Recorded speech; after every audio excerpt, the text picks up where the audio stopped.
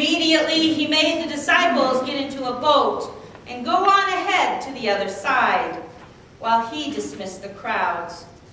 And after Jesus had dismissed the crowds, he went up to the mountain by himself to pray. When evening came, he was there alone. But by this time the boat was battered by the waves and was far from the land, for the wind was against them. And early in the morning he came walking toward them on the sea. But when the disciples saw him walking out on the sea, they were terrified, saying, "It's a ghost!" And they cried out in fear. But immediately Jesus spoke to them and said, "Take heart, it is I. Do not be afraid." Peter answered him, "Lord, if it is you, command me to come to you on the water." Jesus said, "Come." So Peter got out of his boat, started walking on the water, and came toward Jesus. But when he noticed the strong wind, he became frightened, and beginning to sink, he cried out, "Lord, save me!" Jesus immediately reached out his hand and caught him, saying to Peter, "You of little faith, why did you doubt?" When they got into the boat, the wind ceased, and those in the boat worshipped him, saying, "Truly you are the Son of God." The gospel of the Lord. Praise to you, O Christ. Please be seated.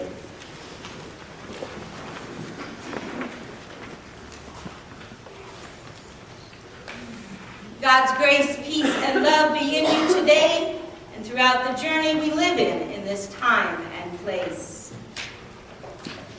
Trust. Do not be afraid. I am. The disciples heard Jesus tell them, "Do not be afraid," for they saw him walking on water and were frightened. Now, Jesus wasn't walking on any water like a calm little pond in the country, but he was on a turbulent, angry sea, with waves thrashing to and fro, winds whipping around and about him. And here was Jesus walking towards them. Their eyes were telling them that this was Jesus that they were seeing, but their logic was telling them this cannot be. No one can walk on such a spirited sea. They saw, but did not believe. They did not trust themselves, nor did they trust that Jesus could walk on water. Now, just before this passage, we read last week that Jesus had fed thousands and thousands with little fish and bread. They had seen Jesus in the past heal the lame and the blind and cure the sick. Yet in their minds, this man, this Jesus, could not possibly be walking on water. But our beloved Peter, he speaks out to Jesus, and he wants to walk on the water too. And Jesus invites him out. "Come on out," he says. Peter gets out of the boat, and he takes a few steps, and then kerplunk. Down he goes into the depths of the churning, unabating sea. When the hand of Jesus pulls him up and out of the water, and Jesus says to Peter, "Where is your trust in me? Why did you doubt?" So what happened to Peter? What went wrong? He was doing exactly what he wanted to do, and yet Peter lost his attention to Jesus and he turned it to the sea. And instead of keeping his eye on Jesus, who had given Peter the ability to walk on the sea, he gave notice instead to all that was around him, the wind and the waves and the water lapping up on him. And he worried about all of that. And while he was worrying about the sea and the winds, he lost his contact with what was the most important thing in that moment. He lost his contact with Jesus.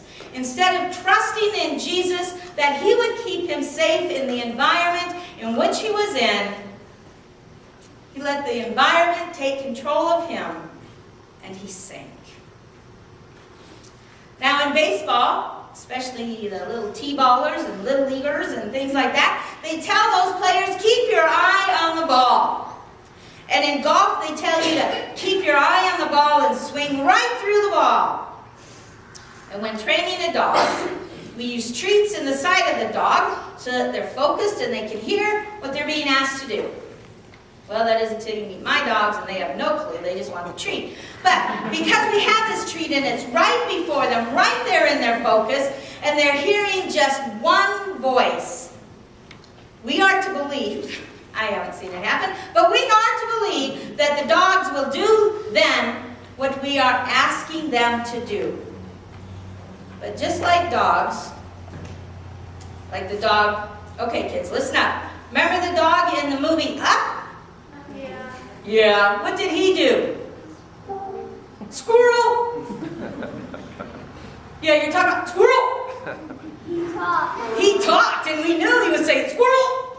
And we're just like that. We get distracted and we say, ooh, new car. Overtime? Sleep? We're just like that talking dog in Up. You see, Jesus called Peter out of the boat for two reasons. One, Peter asked, and God, believe it or not, tends to give us what we ask for. Maybe not in the time, but he gives us what we ask for. So be careful. And two, Jesus wanted Peter to experience something outside of the box, if you will. He wanted him to experience walking on water. Jesus always has wanted the disciples to experience what Jesus could do. He didn't want them to just be followers. He wanted them to learn to abolish the spirits that dwelled in his people, the demons that were inside of them. He wanted them to heal the people through his power that he gave them. God wanted them to do and to be disciples, not just sit in a box. We find ourselves in the boats on the water, tossing to and fro, and the wind's whipping around us, and we too are frightened. But it seems that when we are the most frightened, that's when we know we can turn to Jesus. And that's a good thing. But we forget about the other half of that. When our boat is landlocked and just sitting on the ground with no intentions that it's going to go anywhere, we kind of forget that Jesus is still here, taking care of us, waiting for us to remember, oh yeah, I woke up today. Oh, thank you. Wow, that beautiful flower bloomed today. Thank you. I'm feeling really good today, God. I have all these people around me, and I have a roof over my head and food on my table. Wow, golly, this is great. Thank you. We forget that part. We forget to be connected 24/7, and instead we get connected when life is horrible. It's not what God wants for us. It's nice to sit on the dry land and sit in a boat and watch the whole world go by. And that's fun to do. And God doesn't mind that we do that for a little bit. But that's not where our lives are to be spent.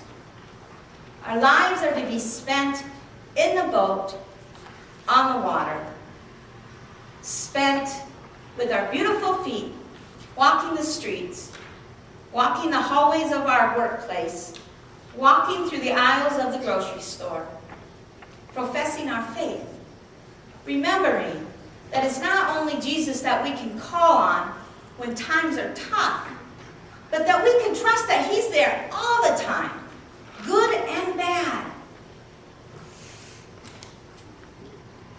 When things go wrong for us, we go, oh God, be with me, be with my family, be with whoever it is that God we feel